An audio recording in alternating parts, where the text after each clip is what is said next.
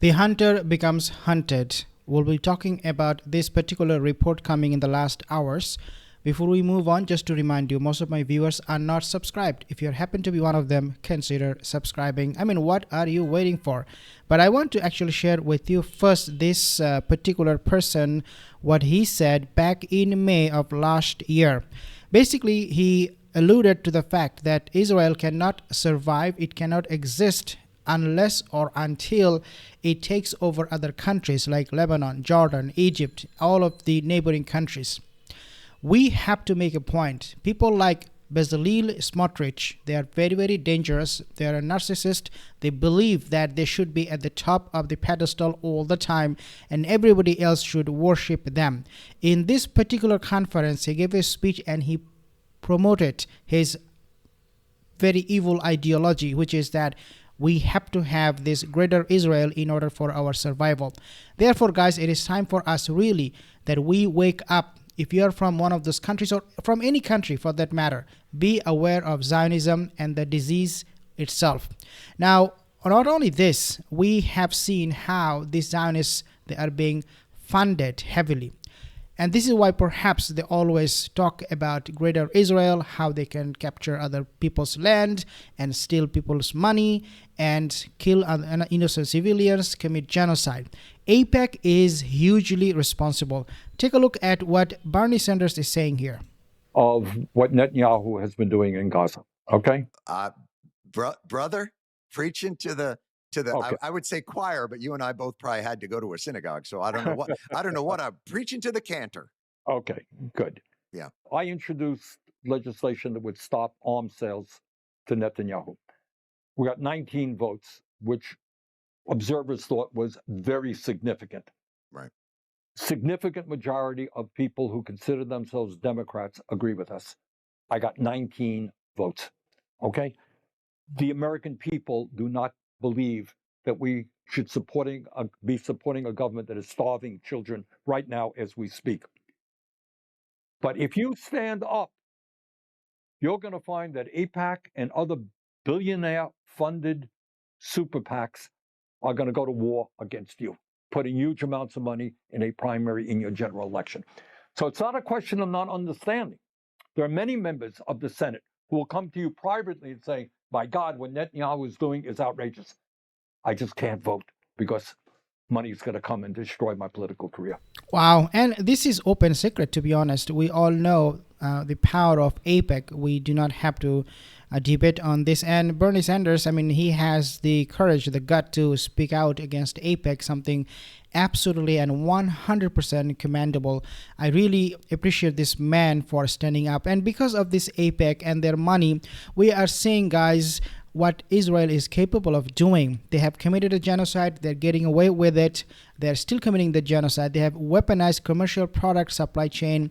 They have done a lot of political assassination, and they have killed leaders from not just Hezbollah, but also Hamas, and also from Iranian military. These maniacs, if these lunatics are not stopped, in other words, we will be seeing a world that is very, very destabilized. Now, not only these AIPAC people, but we have seen people like herself, Ivanka Trump, talking and supporting and promoting and funding the Zionist ideology. One person, he commented on this, how she is so dangerous, and Trump, how they became Jew themselves in order to protect the state of Zionist Israel. This is Ivanka Trump.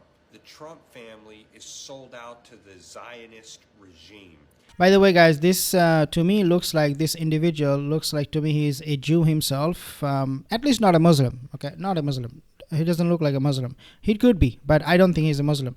And coming from this kind of individuals who are really not, from that religion of which its followers are getting genocided, massacred, is very, very strange. And it does speak volume to the fact that people from all over the world, regardless of what religion they are, speaking up against these Zionist monsters. There is no doubt about that. And Ivanka Trump, I mean, this is a family, Jared Kushner, who support the Yahudi, the Jews, the Zionists.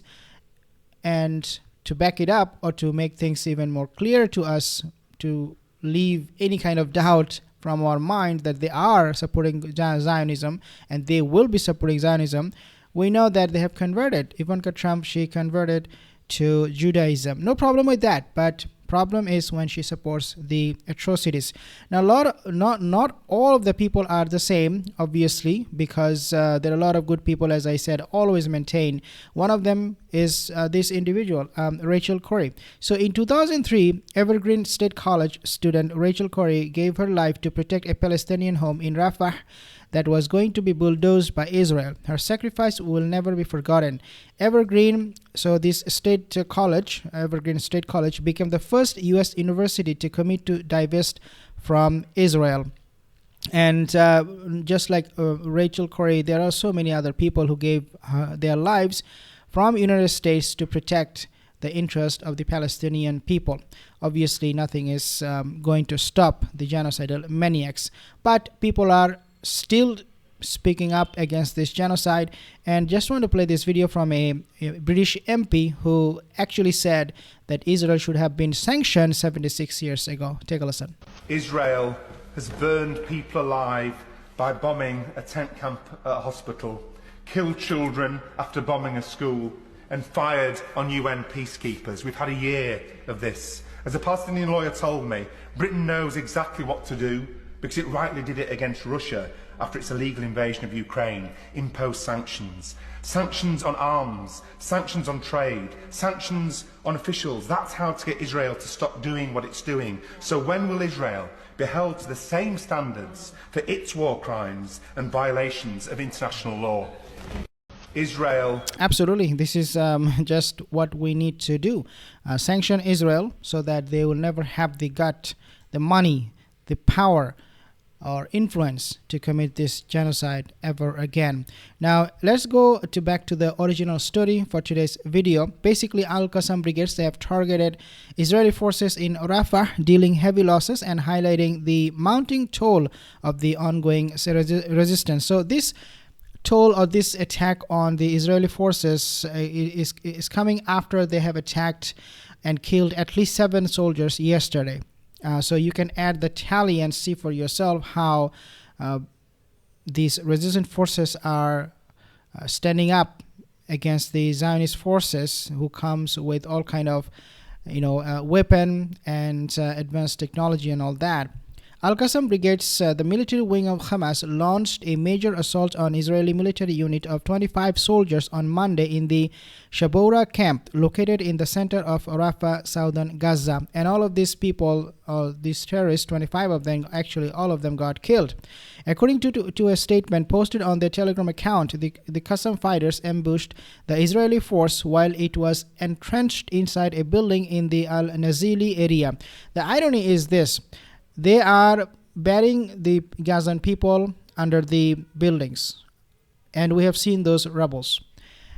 This time, these 25 got buried under the rubble too by the resistant forces. I mean, they are tasting their own medicine. The brigades revealed that they detonated a minefield placed along to Israeli troop carrier, effectively targeting the reinforcements sent to rescue the trapped soldier. So the two Israeli troop carriers, they effectively targeting the reinforcements sent to rescue. So basically, they have detonated a minefield, and they have killed this or destroyed this Israeli troop carrier, and everybody inside got killed. The attack resulted in casualties, and the clash continued into the evening with the targeted building still on fire. This action is part of a broader strengthening in resistance operations across Gaza, with the northern region seeing increasing resistance activity. Right? Really? Like, are they not supposed to be all gone? Are they not all supposed to be done now? Where the resistance is coming from? This is unbelievable. This is miraculous in of itself, that these fighters, they have continued to fight for the last more than 1 year and is still continuing the fight and increasing on top of this. As of today, Israeli official sources confirm that at least 55 soldiers have been killed since the initiations of Israel's military operations in Gaza on October 5th. So October 5th was last year, 2024, not 2023. So it shows in a just short span of time they're getting a lot of hit from the resistance forces. Earlier today, Israeli media reported another attack on Israeli forces in the northern Gaza Strip, killing 5 soldiers and injuring 11 more, and in an anti-tank missile strike. In a related statement, Abu Obaida, spokesperson for the Qassam brigades, emphasized that the losses incurred by Israeli forces in northern Gaza were far higher than officially acknowledged. And I have reported on this many times, saying that the IDF, they are hiding those numbers, the actual casualties. They airlift most of the casualties out of sight from people, and therefore there is absolutely no way anybody can count the actual number, even by looking at those dead bodies visibly. They just hide them. They just bury those dead bodies as soon as possible or carry them back to Israel as fast as possible. He further suggested that the growing toll on Israeli troops signaled a weakened Israeli stance, with reports indicating that the Israeli military is struggling to deal with the tactical effectiveness of the resistance. Help, help, help. We need help. We are done. We are just going to be destroyed. Come on. We need the ceasefire right now. It's a demand from IDF. They cannot take it anymore. This coward, they need to wag their tail and just disappear for good from humanity, because this is the level of cowardness they're showing on a daily basis. Abu Ubaida's statement comes at a time when ceasefire and prisoner exchange negotiations are intensifying, highlighting the resilience of the resistance and the growing pressure on the Israeli government. They will reach a ceasefire deal very soon, because this is impossible for Israel to win. This is an impossible war. They knew it on day one. Israel knew it on day one that their diaper army cannot handle Hamas. They cannot handle Hezbollah, but they still wanted to commit this genocide for the love of it, because they find pleasure in killing people. This is how maniac and lunatic these people are. Unbelievable. If you're again new to the channel, consider subscribing.